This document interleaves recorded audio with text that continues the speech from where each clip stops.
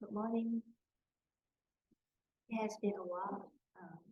I think I came back to MABA yesterday. Okay, so it's my pleasure to come back again to see all the green and serenity here and peace here.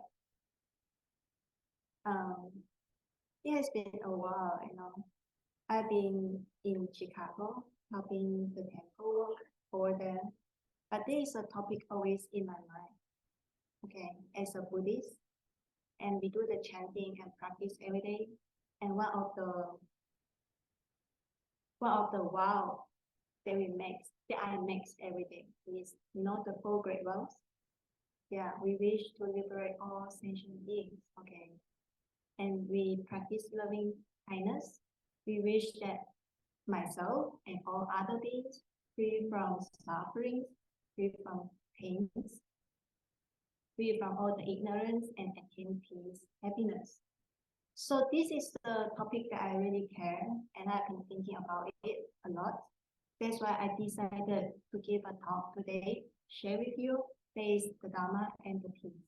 Okay, so peace is, I think, as a Buddhist, especially those who take Bodhisattva vows, okay, really care about this. I think we care about peace more than many other people if we know what is the truth, what is the Buddha's teaching. So what is peace? We have been talking, I think Buddhism has been around the world for more than 2,600 years by now, okay? But when we look back the history of humans, not many days we really have peace in the human history. So we have to think about what is peace, what are the causes of unpeace. If we know all these causes, if we try and to work it out to solve the problem, maybe then we were able to realize the real peace. So first of all, at least, okay, from what I understand, from what I learned, peace is what? Peace is not like no war. When you say no war means maybe like between countries, no war doesn't really mean peace, right? If you contemplate the life in that way, it's not just about no war. We still have many other problems. And also, if there are wars, it's not about when A win over B in a battle, in a war, and then B have to force to sign a peace agreement, pay the penalties, and then war stops. And then we say, okay, we attain peace. There is no more war. Not necessarily in that way. It's also not because peace also is not the strong ones conquer the weak ones. Okay, definitely not. Because the weak one, they still have a lot of unsatisfactory in the mind. Okay, I was forced because I'm not strong enough compared to you today. So I forced to commit that I'm the loser. Okay, so there is not the real peace inside. Or we hypothetically promote fake peace and okay, let's have a peace. Okay, but secretly behind it, there's a lot of action taking, trying to win over the others. So this is also not the real peace. And also, free definitely is not what we like to do. Okay, it's not like, for example, today you said, oh, I feel so free, I don't have to work and I can enjoy everything what I like. That is very freedom. Okay, that is what we talk freedom or peace, but not necessarily that way too. Because when all our desires being fulfilled, we feel very good. That is just because we have so much good feeling. Good feeling not necessarily equals to peace. Okay, if we contemplate in that way. So here, what is peace then? I want to share with you the Chinese character here. In Chinese, peace called He. So there are two meanings here. He is harmony, Ping is equality. That means the real peace have to be based on equality. Okay, without equality, there is hard to attain harmony and impossible to attain peace. So it's only based on at least these basic two criteria, the harmony and equality, then we can achieve we can say that we do not have conflict, no violence, okay, no confrontations, no hostilities or oppositions, okay, if everything is at equal and harmony situation. So, but when we look back, come back to the real life again, the causes of the unpeace, okay, the conflict that keep going in our life, there are basically two, the internal one and the external one. Internal one is what? There is our internal disharmony. Can you see that? For example, if you stay alone, okay, nobody fight with you, sometimes the mind is still feeling uneasy. That is called internal disharmony. So there's a lot of wave up and down going on inside. Mental purification, thinking, and then thinking about the past, worry about the future. So all these are the internal disharmonies, okay? And even though you stay in a very calm room, quiet room, the mind can be just like the strong wave, the very, very rough waves. All those are called disharmonies, the internal one. So if we cannot really see, restrain the internal harmony, we express to outside, and this is how we affect other people. This is how we throw our negative energy to other people, and people will hit back, not just like the wave, one after the other, the wave of these defilements. And external, okay, if the external conditions is unequal injustice, our disharmony become even intensified. I will talk about it one by one, okay? So about the internal cause, first, there are two, according to the Buddhist teachings, there are two main ones, okay? The internal cause. First is conflict due to the difference in views, okay? What are the views? So it's very basic. These have to be like coming back to the very beginning of our knowing the contact with the world. You can see that as long as we have this body and the mind, we constantly contact with the external world, okay, with the external. But the time when we contact and recognize, perceive, this kind of perception actually is through the lens of self-view, right? Self-view, you self-view, so the understanding or the perception, the recognition is usually always is limited, it's not complete, okay?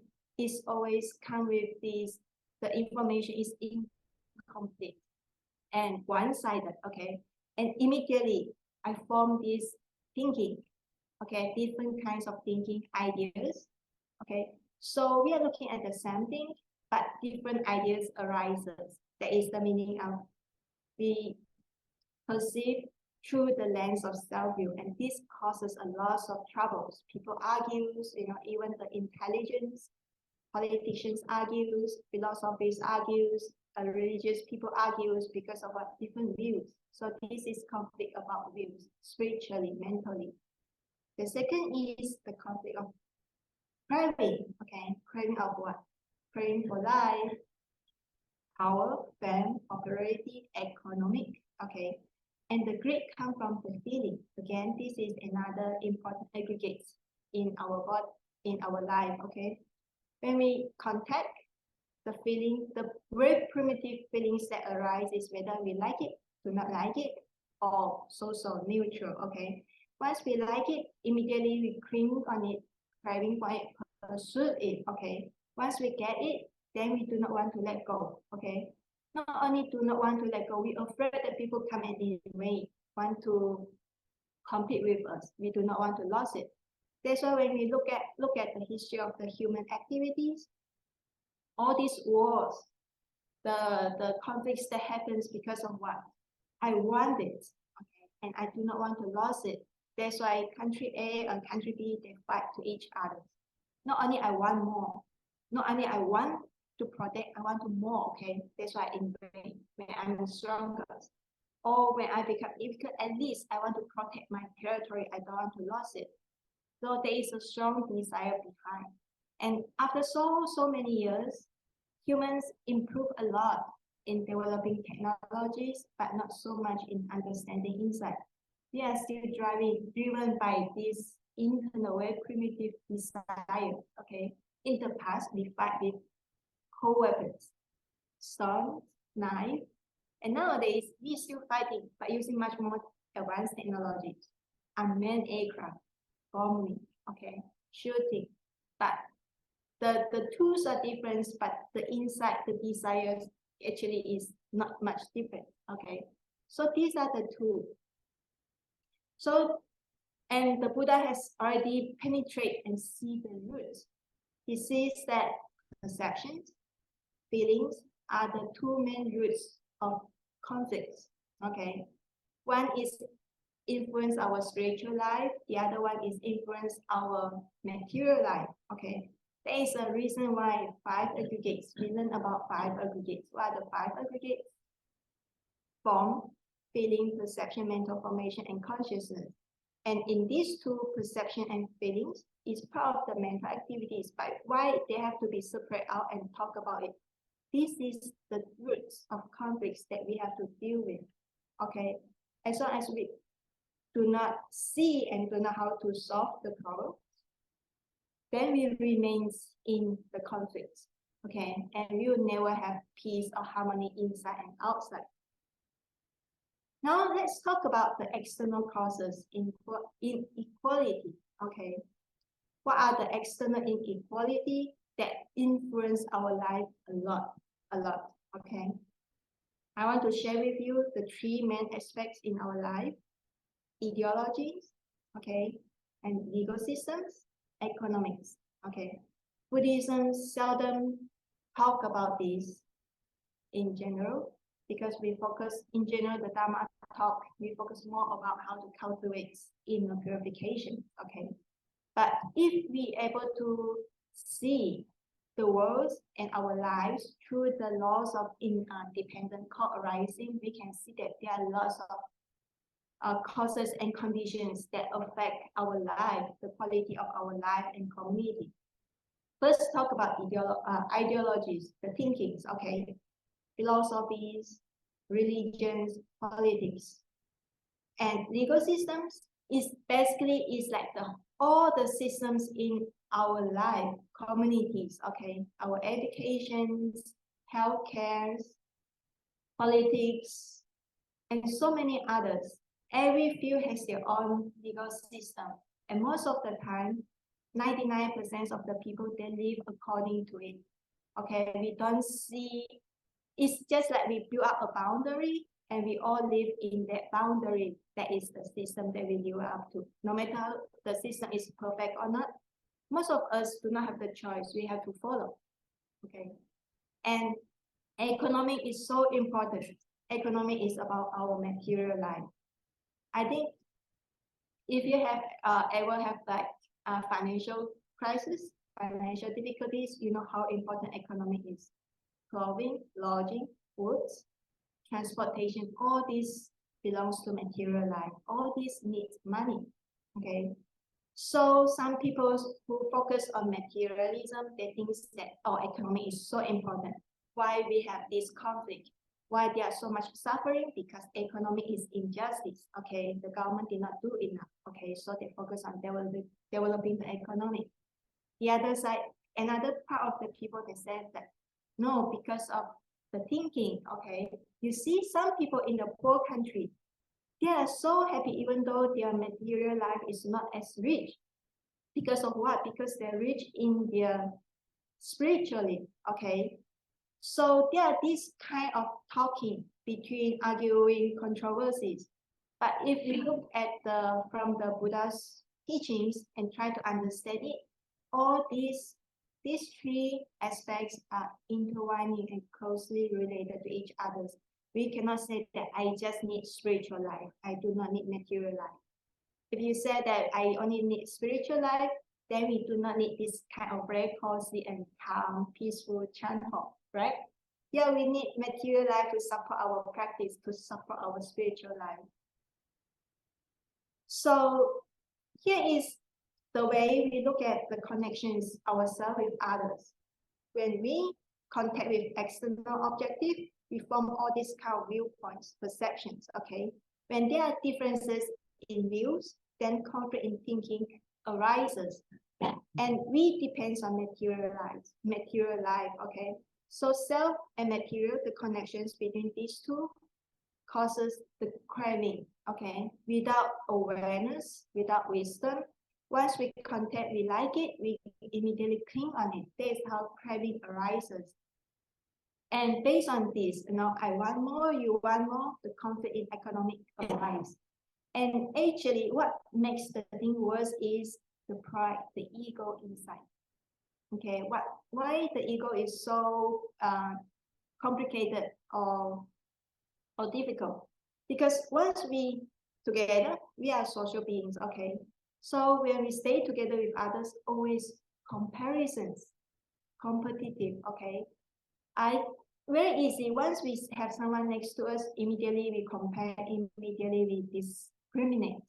Okay, I want to be stronger, I want to be smarter, I want to dominate, I do not want to be controlled. Okay, and because of these conflicts, if the systems is decided or influenced by those who are influential, then very likely if they do not see the importance of equality, they will set these kind of rules that protect my benefits, protects my priorities. Okay, then the others who are less influential, they will be the one who subject to sufferings. Okay, this is how the conflicts arises. We don't have to look back to 100 years ago. Even in my era, okay, in my times when I was small, I have seen that this kind of conflicts, regional conflicts sometimes is in the town, in the city. Why happens? People go on for protest, boycott, because they feel that their rights is being jeopardized. They think that the rules is injustice. That's why they go for protest. Okay, these kind of things happens everywhere because of injustice, because of inequality in the external society. So the Buddha sees this, okay? That's why he was so wise that when he established the Sangha, he lists up these 6 principles, okay? 6 ways of living in harmony in the Sangha. First is unify in views, unify in observing the precepts, in material benefits. So in the Sangha, we share the material benefits all together. There is the equality. And based on these 3 external factors, then we can go inside the individual, unify in our intention, that is the mind, in our body and speech. Okay, doesn't mean that once the outside factors is considered relatively equal, then it's harmony inside. It's not that way. At least we can restrain the feeling of distress, the feeling of unsatisfactories. Okay. So when I look into it, this is how I relate to our society nowadays. Unify in views come from what? Education. It's not necessarily because the formal education that we know nowadays, but it's about what we have been trained and learned in the society, okay? So it's about education. That's why in the Sangha, like the new members, they have been staying in the Sangha, listening to the teachings of the elders. Why? To build up the right understandings. The same. When we go to school, we learn at least some basic understanding, basic skills, so that when we go into the society, we have the basic to start and then to work together with others, okay? And observing precepts. This is similar to the legal systems, okay? So no matter, once we stay in the Sangha, okay, no matter you are arahants or you are a new novice, we observe the same rules, okay? Even the Buddha says that I'm part of the Sangha, so he did not make himself be excluded, okay? He lived together and then doing things together and then follow the rules together. That is because the harmony in the community is much more important than personal conflicts. and material benefits based about the economy. So based on the way the Buddha set up, established the Sangha, we can see that the Buddha is not just focused on personal training. He set this Sangha based on these truths. There is a default, he knows the importance of the external factors become the foundations for the individual to practice, to purify themselves. This is how, because this is how we see that the external factors, the equality external in the external has this kind of intervening influence on the individual's harmony inside. And why the external equality or external harmony is so important? Because majority of the people in the society are deeply influenced by the external environment. Just like the bell curve, 90% of the people are in the middle average. We cannot run away from all the external environments, okay? You can see that if something happened to your neighbors, you are affected. If my person next to me, some changes to their life, I have to change my decision sometimes, okay? This is how we see. And I would like to share a bit of my experience with you. So I've been in Chicago. Okay, what I've been doing is like communicating, discussing, solving problems, making phone calls. And sometimes people told me like this, oh no, you don't talk about karma, you don't talk about morality with them. These people, they just want money, they just want benefits, okay? They are not as lofty of you. Okay, just accept this is the reality. Okay, they don't have time to talk about morality with you. Okay, and sometimes people tell me that, why you did this? Why are you so ignorant? Do you know why? Because in the society outside, people are busy. Okay, and what they have been really focused on to make money. This is so real. Okay, when you want to make more money for entertainment, then you have to compete. Okay. So what they care about is how to maximize their benefits within a short period of time. This is real, okay? But it's good, I can see, to learn their viewpoint, okay? But I also have my own viewpoint.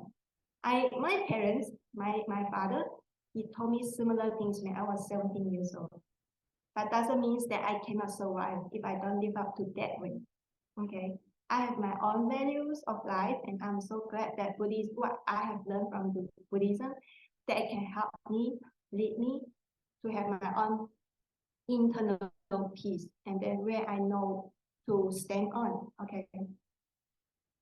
And this is how I started to see, I see so many people's sufferings, they're working so long hours, 9 to 9, 9 to 10, and 6 days a week, and then all they care, they don't see how they were deeply influenced by the systems, by the government policies, okay? And they don't see how their viewpoints influenced by the society, influence their own life, okay? And very little people are able to reflect inside. Very little people have the chance, just like you all sitting here, meditations, listen to some thoughts that benefits to our mind. So these are the people. How can we help them? They have been working so hard and they want to relieve, okay? They have their own stress. They have their own difficulties and pains. And they are subject to the influence of the social systems, okay? And whereas for us, for those who really see to it, they're like the minority, maybe 0.2% of these people who can penetrate into the problem, see the roots of the problems, and we call this the enlightened one, the wise one, okay? So for those who are wise, enlightened, and not easily being disturbed by the external environments, these are the people, they are like the quiet but heavy plant, holding the society from rushing to the destruction, okay? Yeah, these are the people who really see and they need to do something. That is why I This is why I need to talk a bit about this thinking, because thinking is where we establish our view, and that is how we live our life. Okay, so how to cultivate the equality in thinking? Yeah, educations. And then at least we need to be able to respect different kinds of viewpoints, different kinds of problem arise when people disagree with someone and they immediately want to take action to oppose it or to destroy them, to eliminate them, and this create a lot of problems. Okay, let's respect and accept that the world is very diverse. If we try to understand the world from the point of view like dependent co-arising, because there are so many causes and conditions give rise to so many diversities. Diversity is good. Okay, it forms the firm connections of the network of living. Okay, so equality in thinking means we respect others' thinking and accept the diversity. We can communicate, interact, sincerity, straightforward, but doesn't mean have to be rude. Doesn't mean have to be with anger. Okay.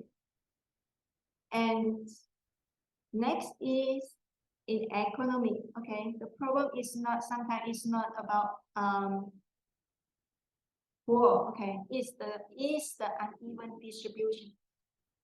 Unfortunately, capitalism allows people who rich become richer, poor always poor. Okay, this widens the gap between the wealthy one and the poor one.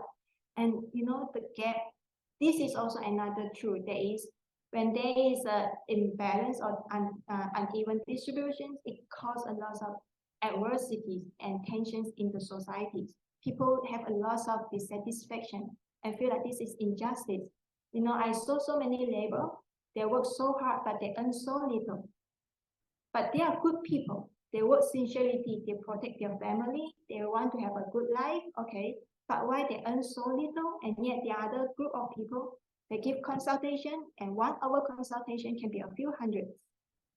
Yeah. And when we look at the Buddha set a very good examples. Buddha is at the top of the society. He was trained to be a king. Okay, so he learned everything, he had everything. But once he enlightened, he gave up everything. And everybody who joined into his Sangha, they all share the same material-wise and the chances of learning. So I think Buddha, he is a very gentle reformist. He did not immediately call for a big change, but based on what he has said, the example that he has set for us, it shows that what he emphasized and what he cared about the people. Okay, he gave the equal chances for everybody, material-wise, spiritual-wise. Okay. So of course, from the viewpoint of the karma, things never can be the same. Why? Because individual difference in their mental, physical capabilities. Okay, in the determinations. That's why there are also difference in receiving the enjoyments. But at least, if we're able to see the connections between the external inequality and the internal disharmony, we can at least, through reducing the external conflicts, we can reduce and subdue the internal disharmony. This is the point, okay? And if we can see that there is a metaphor in Buddhism, that is the desires, ignorance of the human is like the flood, okay? Never stop. The same, if humans' desires, we act according to our desires wildly, it's just like the flood that destroy everything. You know, we have a flood last year, okay? It caused a lot of damage. When we have the physical flood, we can see the sufferings, okay? But why we cannot see the mental sufferings, the mental floods that causing a lot of destroys? Okay, this is very scientific. We know the cause, we solve the cause. Okay, why do we learn this in school? Do we train in that way in school? Yeah, maybe this need to be introduced into the education. And if through the external systems, reformations, it's just like we still have the desires, okay? But we build a beautiful, solid dam to restrain it. And then when it's time, we can make good use of it. So desire is not necessarily bad. Sometimes desire for good, there is a good desire, okay, for the wholesomeness in the society. So my conclusion here is, yeah, we talk about peace, okay? So peace is not free, okay? It requires hardcore actions to build up the system of equality and to restrain the human's desires, pride, and ignorance, okay? Doesn't mean that we are free. Free means according to our desires. Sometimes our desire can be destructive to other people, okay? So if we can see things from a higher perspective, from a bigger view, then we really willing to do something. And here is final. Yeah, Buddhism talks about renunciation, detachment, sufferings, death a lot, okay? But before we reach suffering, before we reach death and illness, we have a long period of youth, a long period of productivity. So how can we train ourselves to make use of our youth energy, the productivity, not only for for ourselves, but also for the peace and the prosperity of our nations and the people in the world. I think that is very important. So the wisdom that we learn here is not just talking about letting go, okay? Letting go so that we do not attach it myself, but at the same time, it also means that we're free to redistribute, and adjust all the causes and conditions for a larger benefits of the society. I think that is very important. So that is what, as a Buddhist who have the great compassion in the heart, should keep this in mind, okay? And last, I want to share a story with you. You know, this is called Yigong Yisan. So Yigong is the name, okay? Yisan, you want to move the mountains. So Yigong is already 90 years old at that time. And you know, they have a big two mountains blocking the village. So he saw that all the young students have to walk miles away around the mountain to reach to the other side of the mountains in order to go to school. So one day he said that let's make a tunnel, okay, so that we don't have to cross, just penetrate the mountain and then reach to the other side. So many young people, he called, and then many young people come and work together with him. And the wife said, "What are you doing? Why are you so ignorant?" He said that you're already 90 years old. You don't even have the energy to pull the weights to move the rocks. How can you even build a tunnel? Okay, you are just not. This is not make sense. You see, so many people disagree with him, and he says something like this. He says that, well, the mountain will not grow anymore, right? You say that it will not grow anymore, no more bigger. But our mission, if we work hard, we don't stop, and we pass on to our grandchildren, great-grandchildren, eventually at some point, okay, the tunnel will be built and people can make use of it. So this is the spirit of determination, undefeated.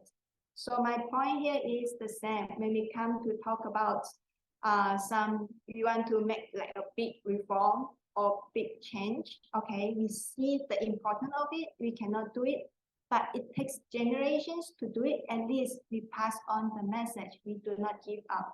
We don't just focus on the short-term benefits, the short-term peace, okay?